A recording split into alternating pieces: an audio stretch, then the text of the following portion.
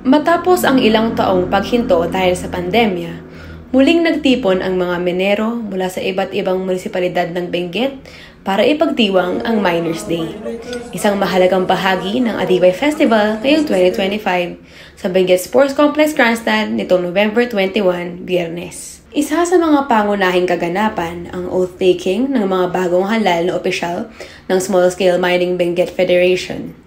Layunin nitong palakasin ang ugnayan at organisasyon ng mga minero sa rehiyon.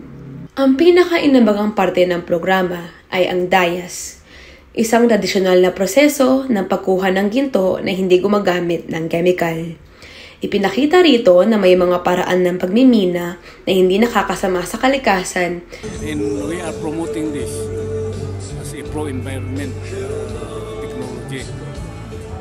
Not only here in the province, but if other provinces like in Mindanao can adapt in how to participate in the development of the barangay or municipality.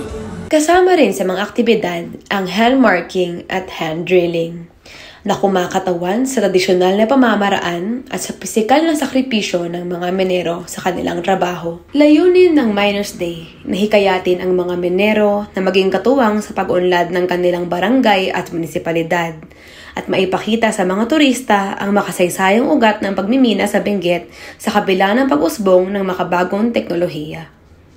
Lahat kasi ng event ngayon na Adibay, it's the first time ngayon from the moment na nag-stop nung pandemic. Kaya for the first time na mag-celebrate ulit yung mga small scale miners or ICC miners ng Benguet on Miners Day na na-incorporate sa Adibay 2025. Sa ganitong nakita natin na ang daming representative at saka nag-enjoy naman ato yung mga kasamahan natin ng mga ICC miners, small scale miners. Kaya pwede siguro we will expand another additional.